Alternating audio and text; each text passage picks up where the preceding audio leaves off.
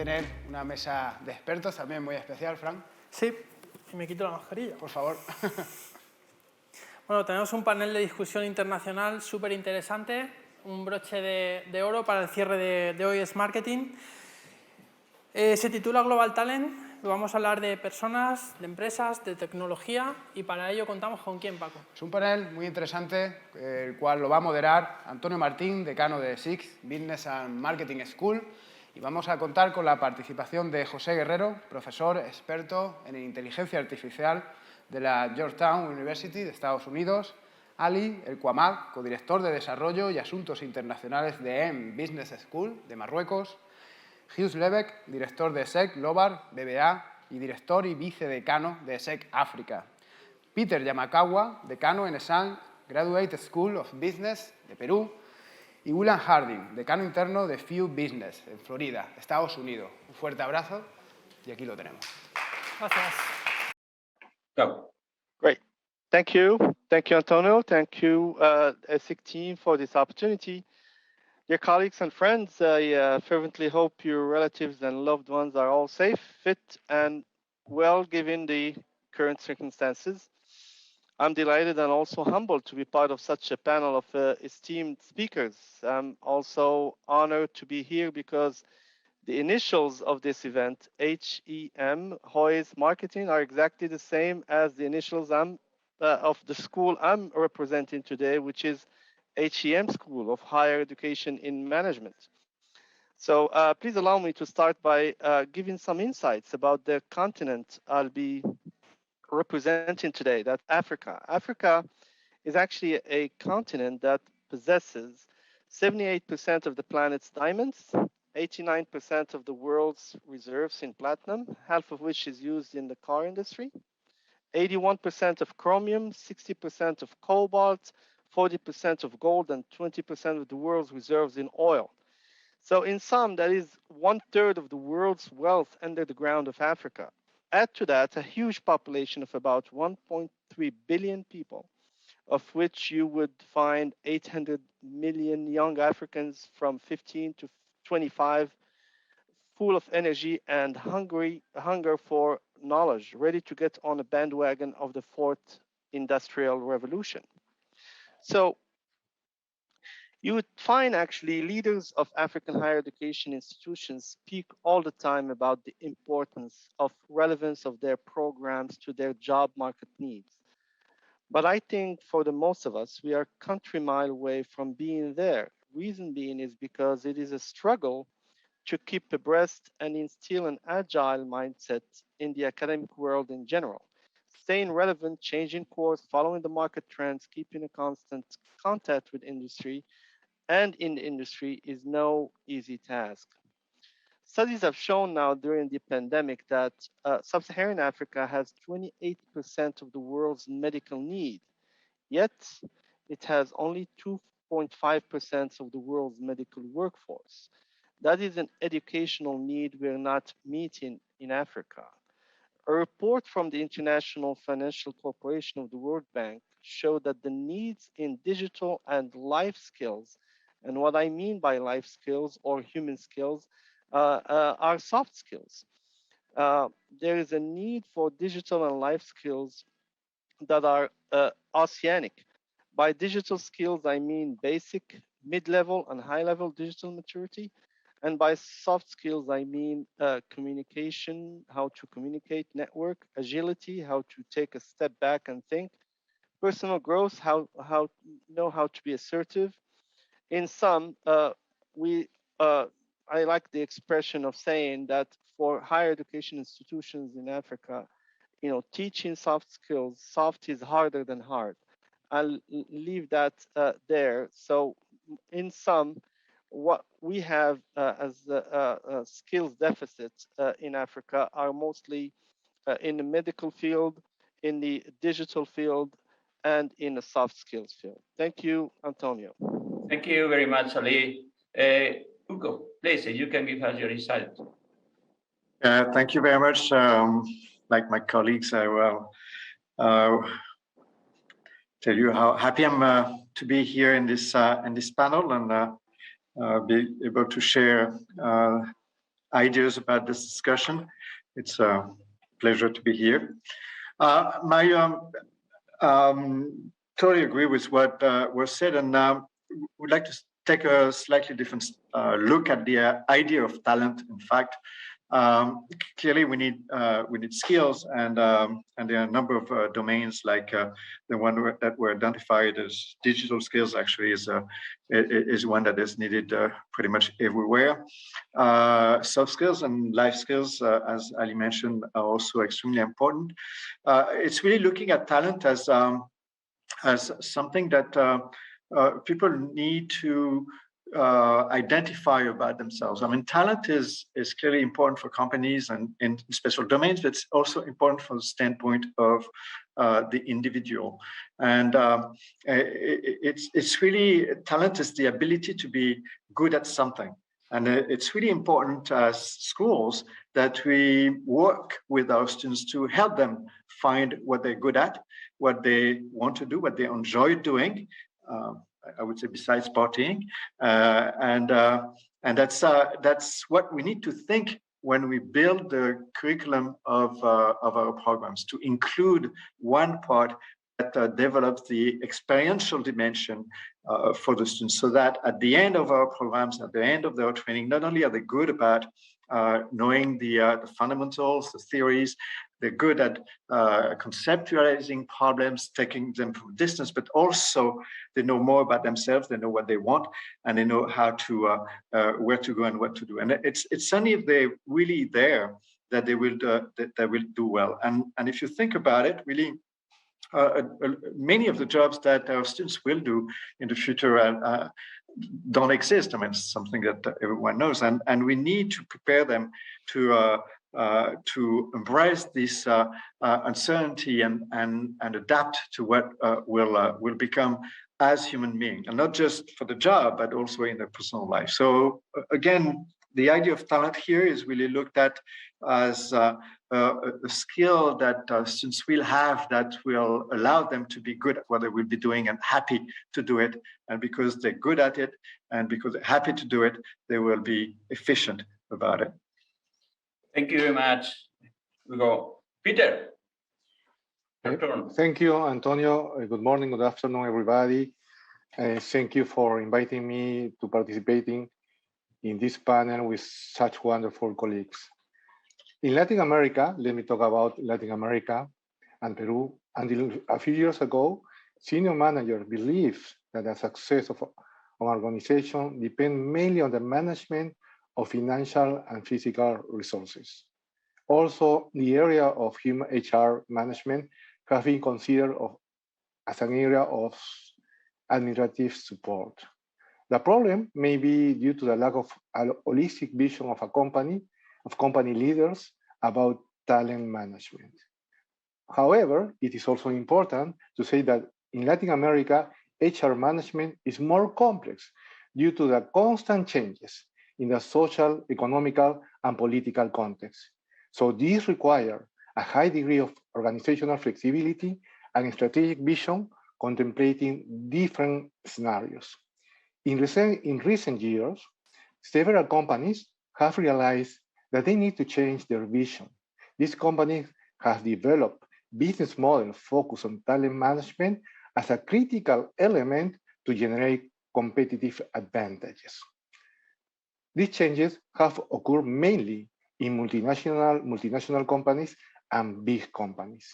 But for most cases, in Latin America, we have more significant development in the traditional processes of the area, such as recruitment, selection, training, payroll. The main challenges are in change management, organizational development, and strategic compensation, for example. In the case in Peru, not all the companies are going through this process of evolution, oriented to support the strategic objectives, which is not necessarily good or bad. It depends on the competitive environment of the company, its level of maturity, its size, the decision of the CEOs. As a business school, it's a question that we must ask ourselves in Latin America. What is the role of the academia in the region? To answer this question, we need to understand the issues, the important issues. Let me mention some of them. We see, for example, that there is a little research related to talent management in Latin America. There is a social and political instability. We can comment the case of Peru, Bolivia, Brazil, where there are accusations of fraud in presidential elections. There we have many problems, but both private sector, the academia, cannot forget the responsibility, and they have to develop strategies to address this situation. In Peru, there's a famous phrase, uno debe estar donde las papas queman. So we must be where the potatoes are burning. I think the academia must be where the potatoes are burning. So, thank you. Thank you very much, Peter. Just to end this question, Bill, please. Sure, I'm happy to be here from Miami, Florida. Many of you like to come to this time of year to Miami. It's 75 degrees, 80 degrees today, and unfortunately, I'm inside instead of outside. So a great group here and great comments. I'm going to make three outlines. I look at human capital in it like a three-legged stool, and each one has to support the other. And I'm going to see what we have today. I'm going to start with probably what's most important and is hardest to train, which is creativity, innovation, just a willingness to evoke and create change. But that's what I consider an internal skill. It's a skill that people bring to the table. We can facilitate it, but that's one of the harder things to do in business education.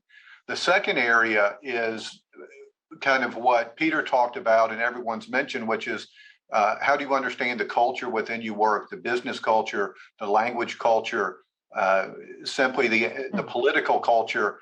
How do you interact, and do you have soft skills related to interactions with those groups? And then finally, where we get a lot of the press recently is a focus on technical skills. And I think we all understand we need technical skills, but what we see today is a real focus on data analytics, any type of social media that requires assessment that we have in marketing areas. As I ended a little speech I had to give a couple of weeks ago, someone asked me, what do you need to know if you're a young person? It would really be to understand statistics and data analytics, not because you want to do it, but to understand the limitations that come with data analytics. And I think people throw that out there, machine learning, AI, and those areas as a panacea for better management. But the truth is, you have to have good data. You have to have a lot of it to really have good predictive models. And I think people have lost sight of that. So I think those three pillars that come into a stool, if you have those three, you'll do well. Okay, thank you very much. Great.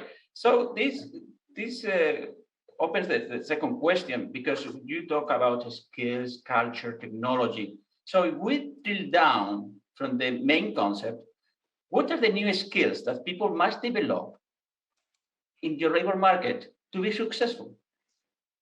And we can start, for instance, for Ali. Well, we talked a little bit about that. I mean, our schools, our current models, speaking of Africa, but it's probably true in other parts of the world, our current models have reached their limits. We teach nothing in our accounting or finance courses that has to do with life skills or awareness of our surroundings, the quality of the air, poverty, availability of water, pollution, environment, and so on. So the assumption goes like the following. Business will innovate its way out of any problem. Therefore, we can assume their externality to the model. But the question remains, how can we understand variables that are outside of the model if we're operating in a discipline silos? So what we really need to do is actually look at other disciplines. If we are in a business school, we need to be cross-disciplinary and see how things, I mean, just like what Bill was talking about, if you really want to have some serious data analytics, you need to go and knock on the engineering school next to you, and for you to make them understand statistics, and for them to make you understand a little bit more of technicalities of analytics. Let me do a bit of on technology. For instance, nowadays, professors nowadays find themselves at the disadvantage. They can no longer use their basis of knowledge. In not a distant past, professors knew more about the subject matter than the whole class put together, right? Because the professor detained the book. It's behind his back. The problem is any one student today sitting at the back of the room with a smart device connected to the internet knows more than the professors instantaneously, because she does research in real time, querying several electronic knowledge databases. Faculty no longer belong in the front of the room. Let's ask ourselves how profound that is. 60% of our classrooms are U-shaped so that the professor could be in the center, visible to everyone, because the assumption is that the professor knows more. Not true anymore. So the premise to say that professors are in the front of the room because they know more does not hold ground at this day and age. As we all learned during this continuing pandemic, there are methods of teaching right now using the technology that are way more engaging than what our professors use nowadays in the classrooms, right? So for Generation Z learners that most of our daytime classes are filled with, compare the time they spend in the massively distributed multiplayer game using PlayStation 5 with how quickly they leave the classrooms. That is why we need to do everything in our power to remain relevant and to look at other disciplines when we put together our programs and curricula. Thank you, Antonio. Back to you. Thank you very much for your insight. So, Jose, please, if you can give your opinion, I appreciate it. Listen, this is a very interesting question. What I did in order to think about the question, I was thinking, which are the abilities, the skills that the people read right now? In United States, we have a wonderful database called OneNet, in which analyzes all the skills that the people think that are important for them. If we look at marketing, once again, as my colleague said before, is all the soft skills, active listening, speaking, reading comprehension. But one of the things that we are seeing right now with respect to the skills, if we look at, for example, LinkedIn, in which you have a large database of jobs, what are they looking for? What are the companies looking for? We know that 50% of the top marketing job posted in LinkedIn is about digital and media space. So this requires a different sort of skills. So we have the soft skill in one way, and the other skills are related to that. Content marketing, marketing automation, big data, and artificial intelligence.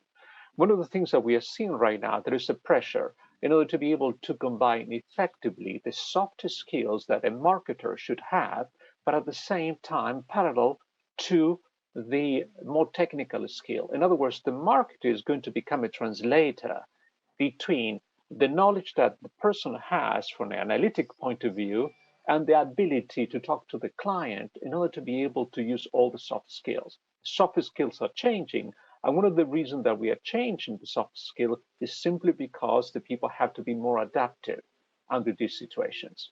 It is very difficult, as one of my colleagues says, in which way the academia is responding to that. I think one of the elements we have to see the academia adapt in the same way that the market is adapting, and also the professors. From an education point of view, the professor has to upskill or re-skill themselves, and also the number of people. It is not a coincidence that the people quitting their jobs in the United States, 2.9% of Americans are quitting their jobs voluntarily in order to develop new skills. Great. I think that's really important, is how you gave us. Bill, what do you think about this topic?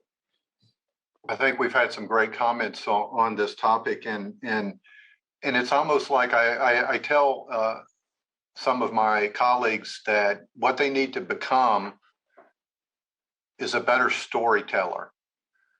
And what I mean by a storyteller is to be able to communicate effectively to different groups, to be able to modulate what the story is to different segments of the population or to decision makers, and to combine some of the soft skills, the ability, the anecdotes, the stories that we've used in the past, and with some of the newer technology that we have in social media and where people want data. So in essence, you're telling a story with both, verbal and nonverbal and written skills concurrent with some of the harder skills that come from the data analytics side. But it's really at the end, can you tell a story that allows someone to get insight into a decision? And, somebody said, well, what do you do? I look at my task in academia over the last 20 years is to adapt to the market to provide that kind of story. What is relevant, what is not relevant, and have a cogent story across whatever the topic is. And I really liked Ali's comment about changing the role of the professor, and Jose, you were there as well, which is we have to upskill our faculty, because you're right, we can get the information right off Google. It used to be fun. You would go out with your friends at night and you always had that friend who knew everything about whatever your favorite sport team was. They knew all the facts. That person is no longer relevant today, except you might like that person, okay, as a friend, but you can get all that information on your phone. Wonderful. Thank you very much. So, Hugo, please.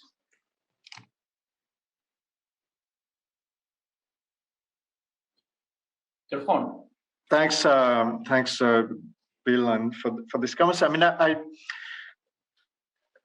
tend to disagree a little bit about the information being available and challenging the professors.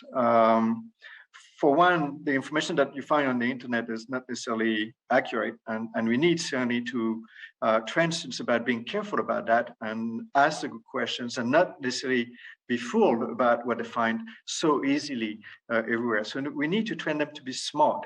And that is very important. That's what the professor is supposed to do. The professor is not someone who's telling stories or delivering content, but sometimes someone who should encourage students to ask questions about different topics, about different issues, about the business. I really do think, and I agree very much with Ali in that it is essential to broaden the perspective of the student, not to close them into one specific or particular skill, but to have them be smart about what's around them. Because today we need technical people smart about data, and so, but tomorrow it may be something else, and things will change. So we need them to understand what's happening outside. We need them to understand, or at least look at what's happening in physics, in other science, in medicine, in philosophy, in history, because then you borrow from the questioning that you find in those fields with the way they answer the question and they look at the questions.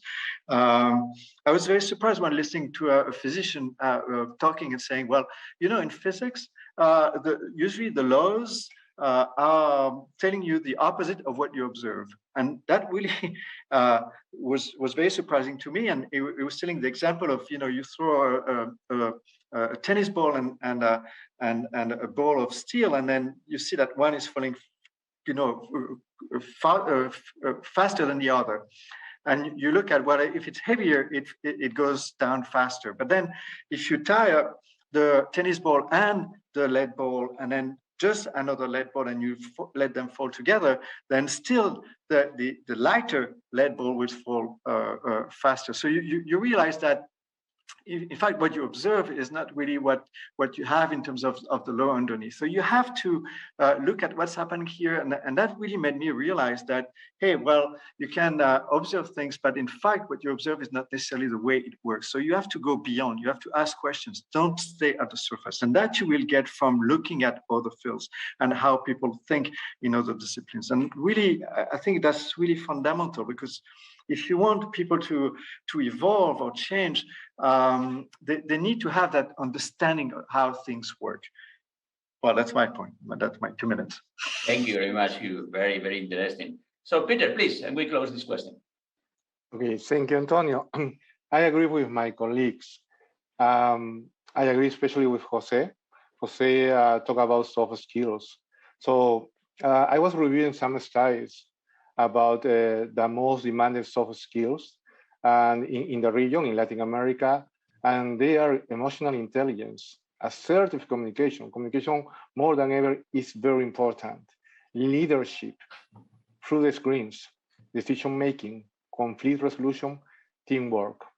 And I want to share some experience. Before this panel, I was talking with some executive of an important HR consulting firm, and he was telling me that it was very difficult to train managers or to find managers who could communicate very well through the screens. It seems easy, but it has not been. So it has been a big challenge for all managers, and it's one of the skills to develop. The other big challenge for me, I think, how to promote teamwork at a distance. Some companies have taken, for example, time off, for example, to socialize and talk about everything except work. Talking about the best team in the world, Real Madrid and Barcelona, and Atletico Madrid, and this foster collaboration. But let me talk about technical skills. What are the most demanded technical skills? Bilingualism, data processing, statistical analysis, data management, digital marketing, programming languages. So for me, there are important messages here. There is a more significant concern for globalization and internationalization in Latin America. They are concerned about data management, cybersecurity, and the need to use more technology. But I don't want to forget, I'd like to talk about the new generation, because we are living in the generation of millennials and centennials. And this young talent probably needs guidance. And what are the headhunters looking for this young talent? The skill that they are looking for are analytical and innovative thinking, active and strategic learning, creativity, initiative, technology design. Resilience is very important, stress tolerance, and flexibility. But I want to say something important about Latin America. Latin America, according to some studies, has one of the biggest skill gap in the world. Let me give you an example with a number. Argentina, 59%, Colombia, 50%, and Peru, 49% of executive reports shortfalls in finding talent with the right skills. Thank you. Thank you very much, Peter. Well, it's clear that hard and soft skills and everything that is related to global, it's really important, and the skills that our students and people have to develop. So this calls for the third question. It's talent skills. How do you appreciate the evolution of talent and people management in the companies? Because companies hire or people. Do you identify any significant deficit? For instance, we can start with Bill. Okay, this is a great question.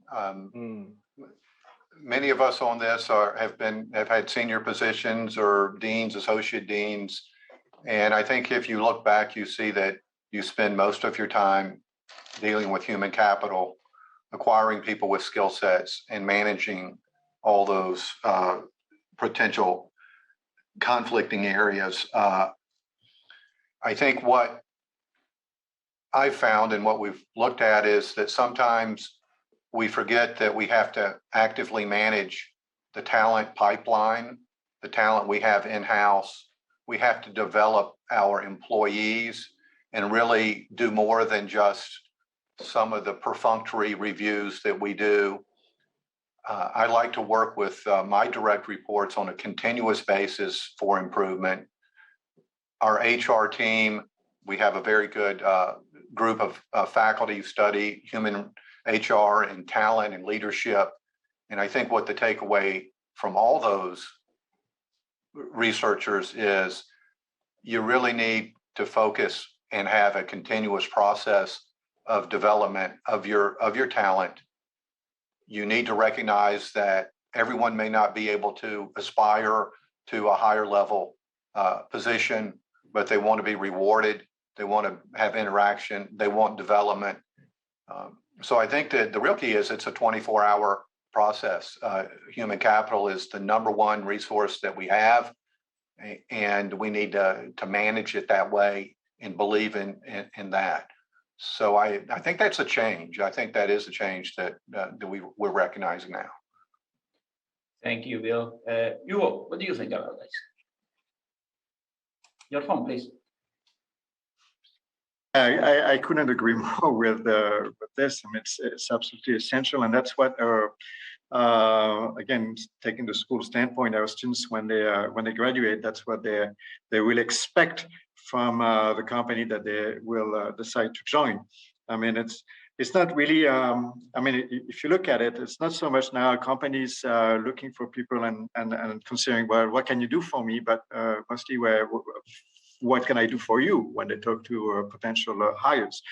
Our students look for sense, they look for meaning, they look for an environment where they feel rewarded, recognized, and then where they feel that they can grow, and they look for companies that can provide that.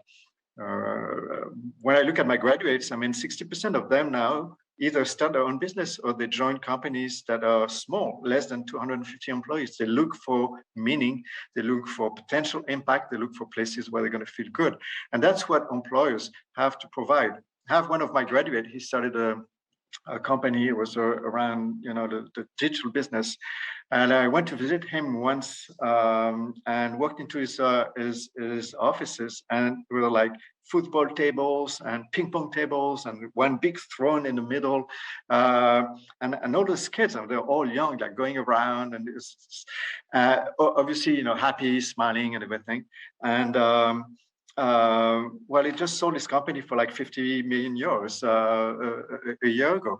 And what really made his success, he was able to attract and retain those highly skilled people in IT, in the digital environment, which basically everyone is competing for. But he was able to make a difference because of what he was providing to those kids.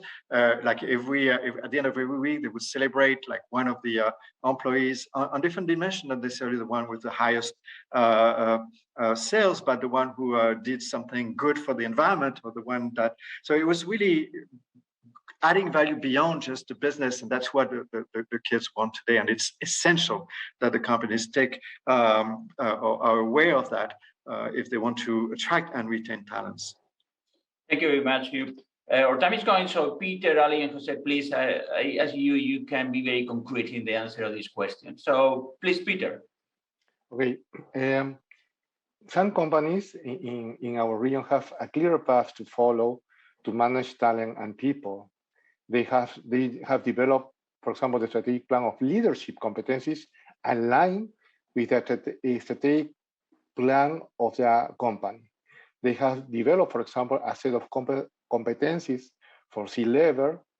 They have developed competencies for those who report them, and they have developed competencies for those who work on the operational side.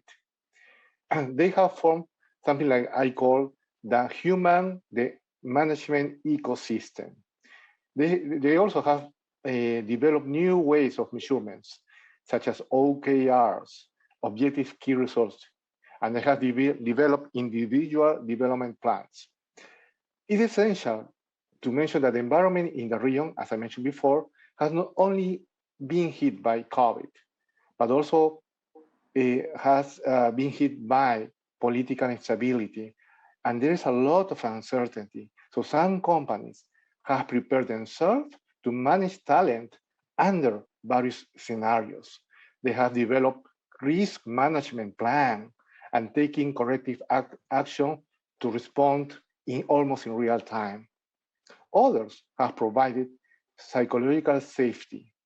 They have promoted agile leadership, instilling long-term purpose, and have developed cultural pillars such as Credit Corp. They have developed such 4 cultural pillars: communication, closeness, collaboration, and co-design. All this helps employees feel emotionally connected and engaged with the company.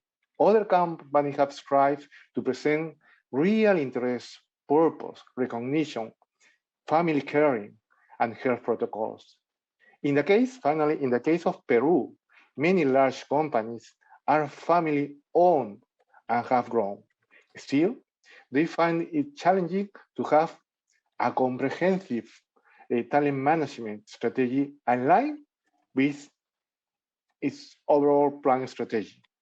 It is difficult to change the mental models of family businesses in Peru. They have managed personnel for a long time with great success. And it is difficult to understand for them that the environment has changed.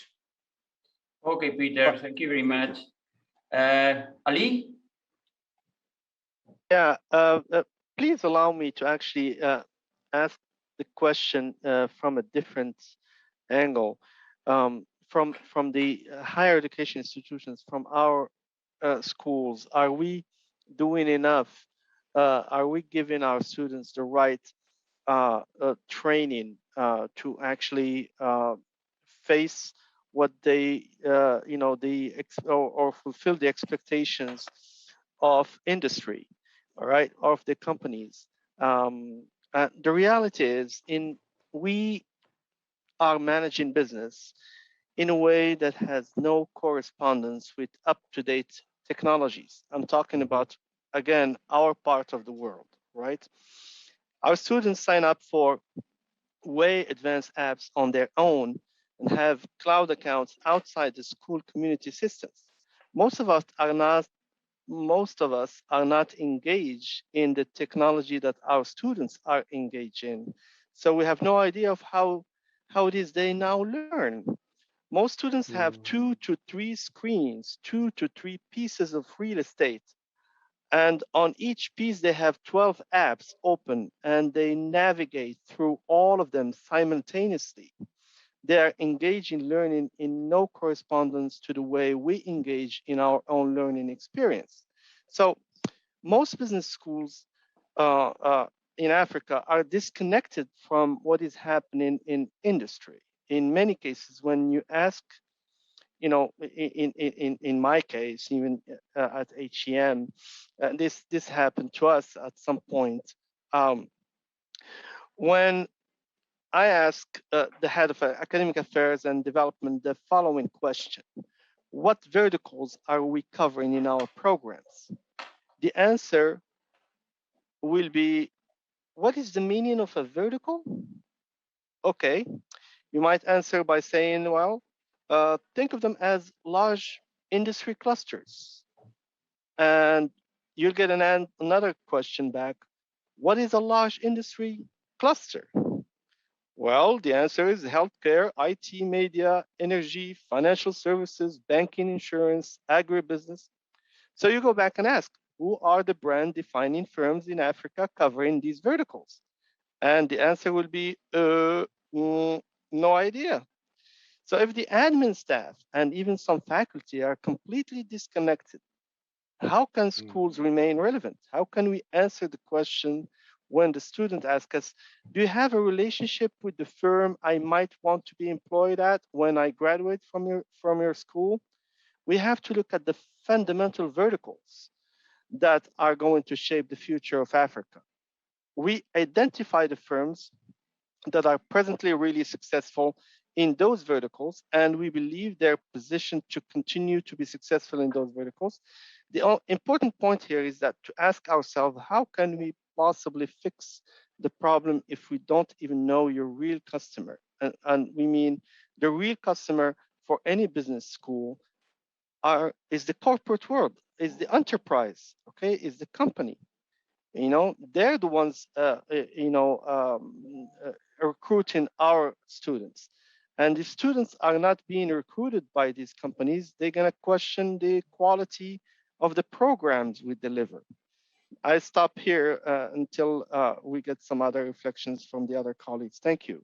Thank you very much, Ali. So we are going to close with Jose, please. I want to be brief because I know that we have a very short time. I took the question in a totally different way. We talk about leadership, we talk about international culture. Imagine that the student has graduated from a marketing place, a marketing university. Are we prepared, those marketers, for leadership? We know very well, there are many studies, that the chief marketing officer plays a very big role in the company. But going into that point, I was wondering, is this chief marketing officer working well? What that he or she has to learn? To my surprise, in 2015, Forbes magazine says the most dangerous job in the world was the chief marketing officer. Looking at the data, if you look at how long the person is going to last in the job, in this particular case, the number of months that the chief marketing officer would last in the post until he or she leaves or is fired is 40 months in comparison to a CEO that is 80 months. The median number of months that the person is working is 25 months. So the question is, from a leadership point of view, are we really preparing the future leaders in order to be able to interact with the other CEOs or the C-suites? One of the things that we're seeing right now, that's what the data shows, is there's a total misalignment between what the chief marketing officer wants and the CEO wants.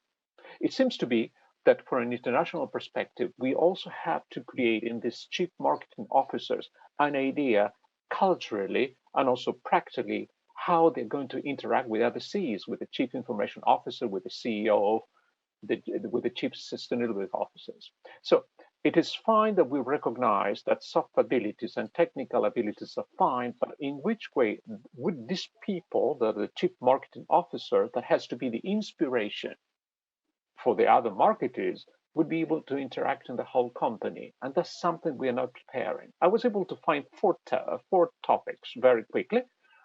Number one, creative and compelling communication. You have to convince the companies you have to be like a marketing evangelist, a self-reflective commitment to learning.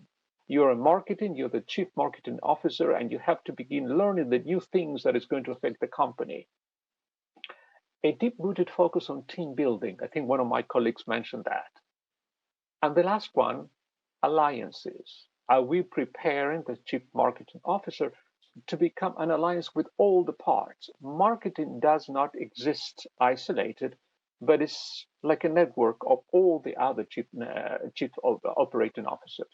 So I think one of the things that we have to do is not looking at the students, the people who have left the university, but how could we build this sort of leadership? Okay, thank you very much. We could be talking hours and hours about this wonderful topic, but we have to go. Our time has gone right now. I think that has been great, good insights. I think that everybody understands that talent, people, and what we have to do from the business school to make sure that our students provide the value that the market and companies need. So I want to thank you very much for your participation, and to everybody who has been connected to us. And thank you very much for this OISMARK. Thank you very much to all of you. Thank you. Thank you, Antonio. Bye-bye. Bye. Bye now.